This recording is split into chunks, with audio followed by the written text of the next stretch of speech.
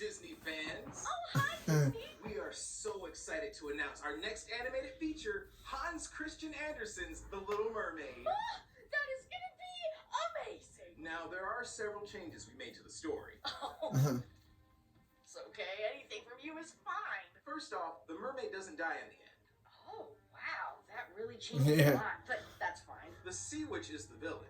That fundamentally changes the story, but again, that's totally fine. Also, her tongue isn't cut out. That's fine. She doesn't feel pain when she walks. That's fine. She changes back and forth into a mermaid instead of staying human. Oh, I see what you're doing. The turning into sea foam thing is gone. I'm just gonna keep saying that's fine until we get to the punchline. She doesn't have to kill the prince. That's fine. In fact, she ends up with the prince. That's fine. In fact, there's basically no sacrifice, completely going against the original moral. That'd be like if the little match girl became a millionaire, but that's fine. There's a Caribbean crab sidekick. Let me guess. I say, why would I have a problem with the Caribbean character in this? And those are all the changes we have in mind. Well, that sounds like a complete betrayal of what The Little Mermaid is. But I'm sure with some great music, amazing animation, and charming characters, it's gonna be fantastic. Oh, and one more thing.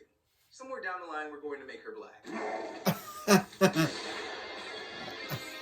That's the one point where she says no to making Arrow black. But, don't know why. I don't call me that, but I find Halle Berry is a great actress. But,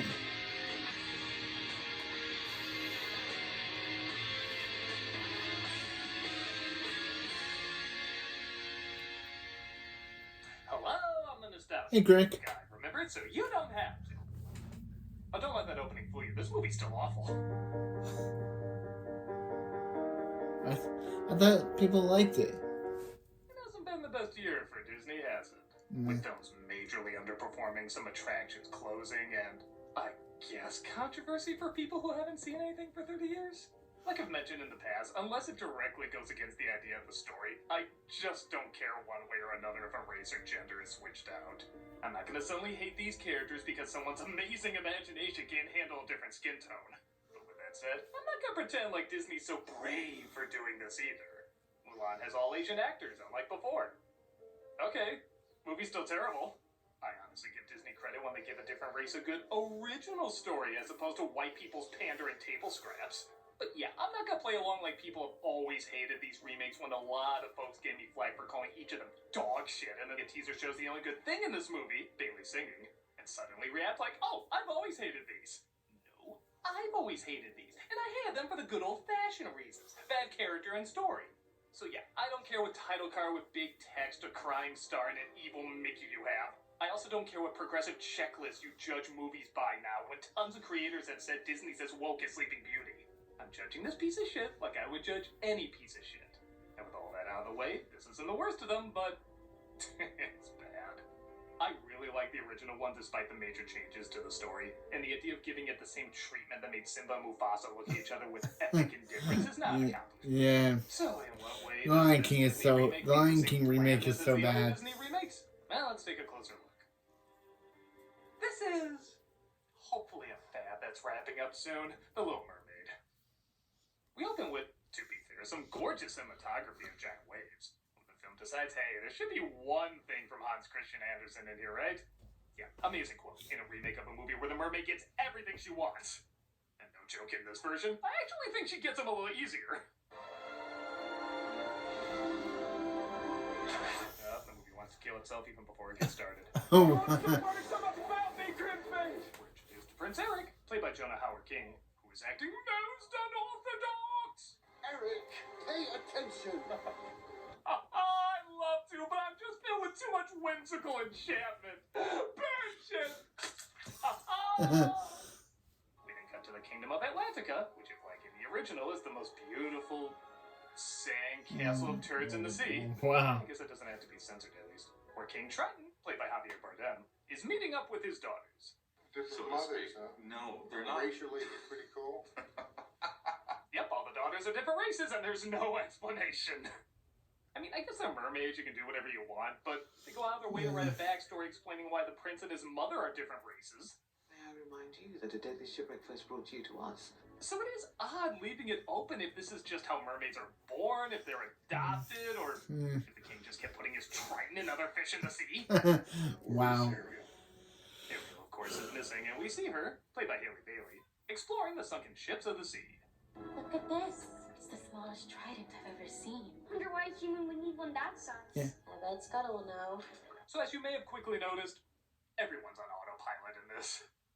I guess if I was hanging on wires and had Smurf people touching me all over, I might not give the best performance. But the writing, much like the other Disney remakes, is 2/3 copy and paste. And you can stay out here and watch the sharks. And Flounder looks terrifying. So we're just waiting for everyone to say the lines we remember being fresh in the original, but like TikTok text audio now. Calm down. Nothing is going to happen. The effects aren't too great either. At least the original is supposed to look animated. Everyone here looks like that weird head jerk Han Solo did in the special edition. After escaping the shark, Ariel and Flounder make their way to Scuttle, played by Aquafina, who's a bird I guess can hold her breath underwater. And while yes, I looked it up to see if that's true, I'm not convinced this movie knew that. Wasting your time with this know-nothing bird that can't tell swimming from flying. Oh, also Sebastian's terrifying. Yeah. Okay, to be fair, I don't know how I would design him in real life. I guess they did make the original look like a clitoris with claws, but this thing looks like someone drunkenly 3D printed a pistachio to look like Mr. Krabs.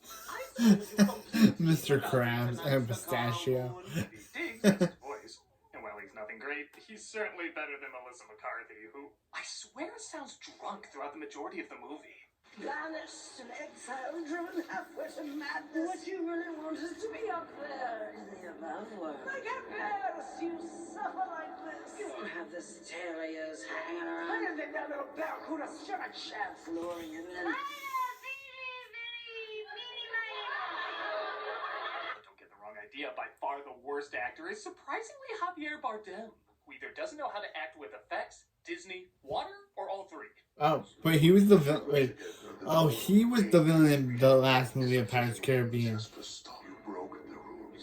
Every single line sounds like a table reading. It's weird to think Francis's boss commanded more authority. You should have let him drown. You're absolutely right, Sebastian. They killed your mother. Daydreaming, disappearing for hours. Promise me you will never look for him again. You're savages. I didn't mean to yell like that. Or like that. Like I mentioned before, though, Bailey's singing is one of the strong points of the film. Honestly, most of the song sequences are pretty well done. Part of that world. As much as I think Rob Marshall has only directed one good movie, he does usually know how to shoot a musical number. Sad, wandering free. Wish I could be. Granted, her speaking moments in the song could be a little better. Again, I think you can blame the awkward acting direction for that. But when she has to belt it out, her voice is goddamn angelic. Yeah. I'll admit, it's the only reason I was glad to see this on IMAX, because the massive sound system filling the room with her voice was one of the most pleasant theater experiences I had all year. Ready to stay. Oh wait, black. Yeah, so I can't like it. Here, does that make it better? Does that mean this is good now? I don't know the rules, I just know this sounds nice. But damn, there's a shitty remake that has to keep going. As Ariel sees a ship passing by, celebrating the prince's birthday. I like the addition that she sneaks aboard a lifeboat, as I guess it does make a bit more sense than her just climbing the ship. But their meetup is quickly interrupted. By a storm. Eyes turn right ahead!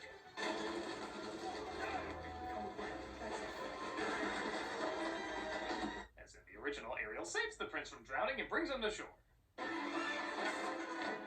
Oh, that's the statue, by the way. You remember what big deal they made of it in the original? Well, this one, it literally just flies by, blinking and missing. Yeah. It looks so little like him, they have to actually do a jump cut to reassure people that's him. Why do these movies keep cutting down the important scenes and keep expanding the unimportant ones? Ariel doesn't even talk to Scuttle or Flounder after saving him. She just launches into song. Is he dead? He's breathing. He's so beautiful.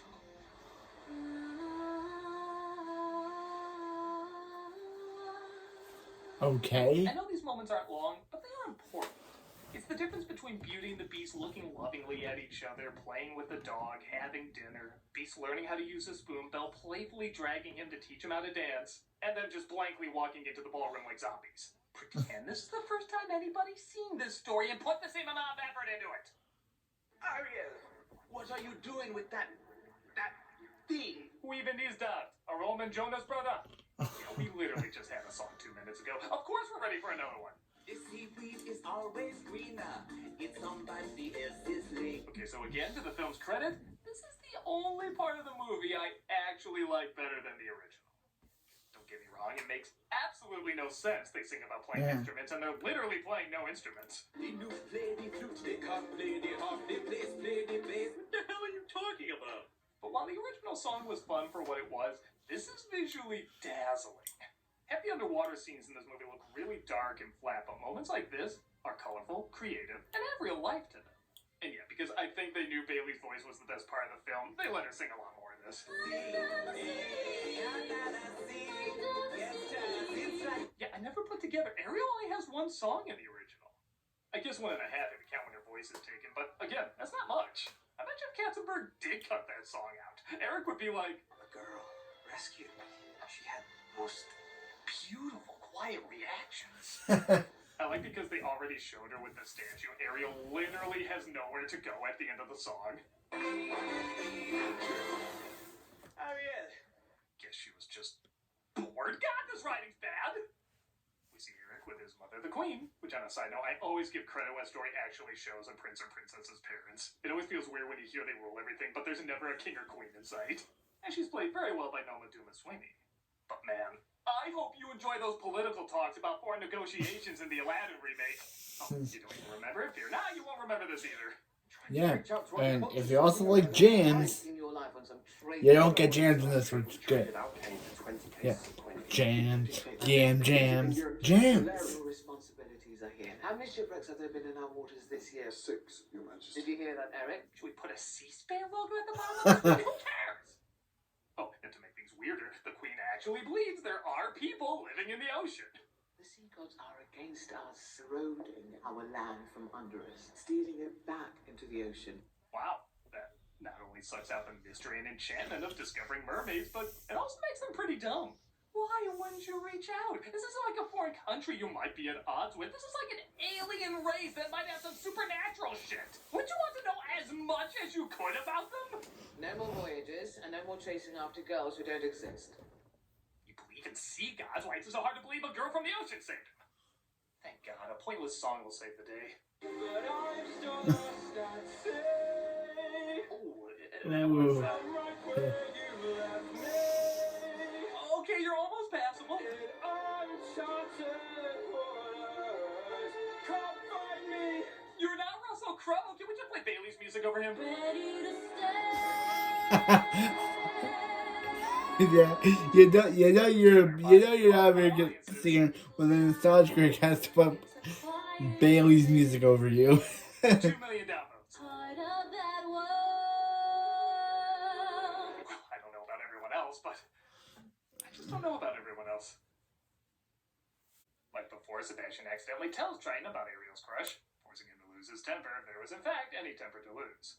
You're savages. You don't know that. They killed your mother.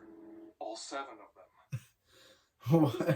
Compassionate and kind. He's a human. He saved his dog. That dog could have been the next Mussolini. No! Please! He destroys everything as half-assed as possible. I'm sorry, just compare how traumatizing this moment is compared to them barely even pushing each other. I can get another 5 below. Seriously, there is no emotion to this scene. He can be so angry. Auntie Ursula says she can help, though. And yes, I did say auntie, which apparently is a holdover from the Broadway show. I guess it doesn't take away anything, but it doesn't really add anything either. It'd be like finding out Scuttle and Wilbur are related. Who cares? And she tells Ariel to come to her later. Hey, bitch, you invited me! Yeah, nobody's turned into little creatures in this one, so that scene makes no sense. Unfortunate souls, insane, in need. No, really. Is she supposed to sound like Madeline Kahn from Blazing Saddles? And I'm afraid I have to rake 'em across the coals. Once again, though, this song sequence does have some real life to it. With some cool camera work, inventive visuals, and decent orchestrations. As Ariel's asshole, she has only 3 days to get the prince to kiss her once she's human. Once again, though, not everything makes sense. And you belong to me. No, Ariel. Whitey shush him. Yeah. Like, I want to hear where she's going with this. there's also this weird line. What? What joke am I even supposed to make to that? And then there's this plot thread that for the life of me, I can't follow. Slip a little something extra into that spell of mine. She won't remember she needs to get that kiss. The what? I've had people try to explain this to me, and funny enough, they usually get confused trying to explain it. I'm told it has something to do with the Kiss the Girl song being offensive, and this somehow fixes that. Well, why doesn't she just make her forget she even wants the prince if she has that power? Also, I'll just say it, I don't get what the hell's offensive about the Kiss the Girl song. Like, what, did she not want to be kissed? Everything about her body language and literally the plot of the story says she does. Is it about the prince? Yeah, I still don't get why they had Ursula put a thing in the spell and make her forget to kiss him. Snow White's life because she didn't consent to the It kiss? just... They're really saying that? So what's the happy ending supposed to be? You just let her die? Maybe. Might I make a recommendation? Perhaps, just perhaps, people know these are fairy tales. I wish Brett Cooper's a better Snow White than the Snow White that Rachel Ziegler was supposed to be getting. Look at me suddenly, I am on land in a free. Don't mind me. Ariel's given another song when she's on dry land, as she mentally sings about all the emotions she's experiencing. Again, I'm all for giving this actress more songs, and on top of that, it's not a bad one. I like just relying on Ariel's expressions in the original, but because this is a remake, I want them to do something different. This is a new way that expresses what she's going through that's both unique and fits. As I wait for the first time, here for the first time. I also think this is where Bailey's acting suddenly turns on. Again, I give credit, she's not just reenacting the big expressions from the original. She's much more reserved, but you can see she's taking everything in. You can see her eyes darting at everything. You can tell it's sensory overload. Acting like she's both a little afraid, but also really excited. Literally a fish out of water. What are you doing here? Oh, has Ariel killed the prince yet? That's the original ending.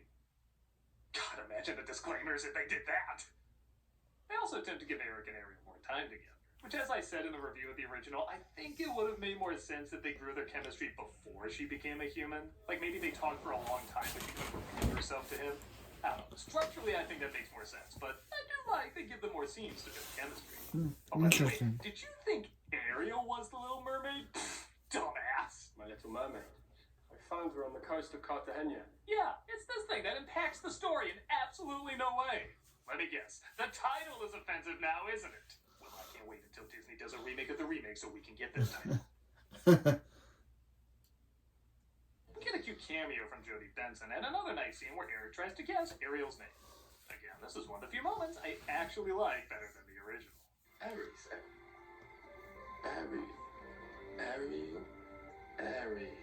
Well, it's nice to finally meet you, Ariel. It's the same idea, but with a new spin. That's what these movies should be. When we go back to paint by watercolors as Ursula, like in the original, uses Ariel's voice to change her form and hypnotize the prince. But in the original, you saw her transform into Vanessa. So why did they decide to keep that out of this version? Hey, remember that additional song earlier that really fit in with the others? Let's balance it out with one that doesn't match at all. Well, I was flying over land and seeing ear to the ground. Okay, let's see. Who said what? Who does that? Yeah, it ends as Vanessa starts skipping. Ariel sees the downvotes work though, as she's been replaced by a white woman. You shall introduce your intended to the court. All hail the Hypnotoad. I mean, yes. Once again, everything is beat by beat the same. With Scuttle seeing the new bride is Ursula, letting Ariel know, and all of them banding together to get her voice back. But I still don't get, why did they not have Ursula show Ursula as Vanessa? Why did they have to do this whole, oh, we have to wait till reveal it until... Turn back into a mermaid and Ursula grabs her. Oh, this was a mistake. Why did I think we survived this? Triton tries to save her, but Ursula agrees to let her go only if Triton takes her place.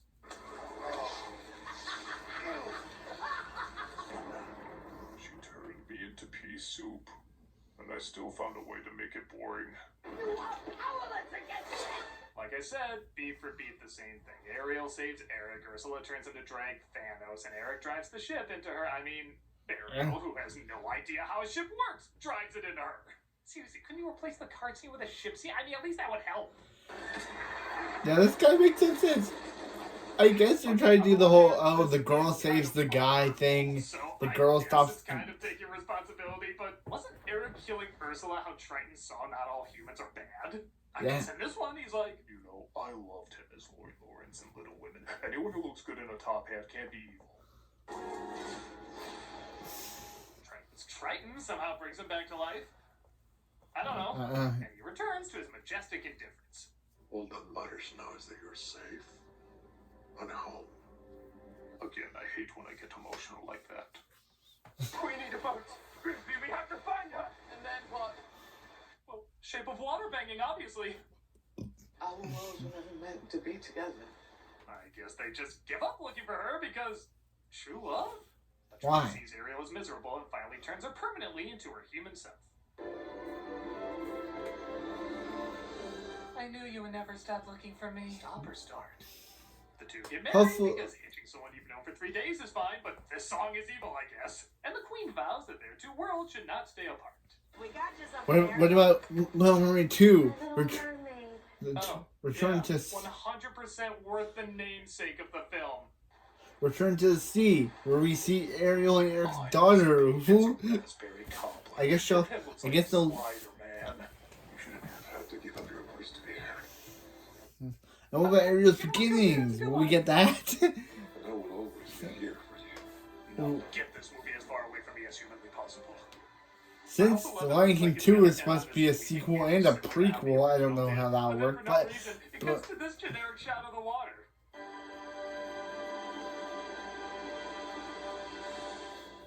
Because water. Why would they do that? Why would they do any of this? Why would they remake what was already perfectly fine? It's Disney. It sadly is. This movie's bad, and it's bad for all the reasons most of the other remakes are bad. Like I said, though, I can't say it's the worst because there are one or two enjoyable elements, most of them around the musical sequences. Bailey's voice, like I've mentioned repeatedly, is wonderful to listen to. Once in a while, her acting is okay. Most of the song numbers are inventive and have life to them. And that is more than I can give a lot of these other remakes. But aside from that, it's pretty weak. It just feels like they're using the same script and even storyboards to tell the exact same story, but with nothing fresh or innovative about it, so you're constantly reminded of how much better the original wait. If they make a sequel, will Eric and Ariel's daughter be African American?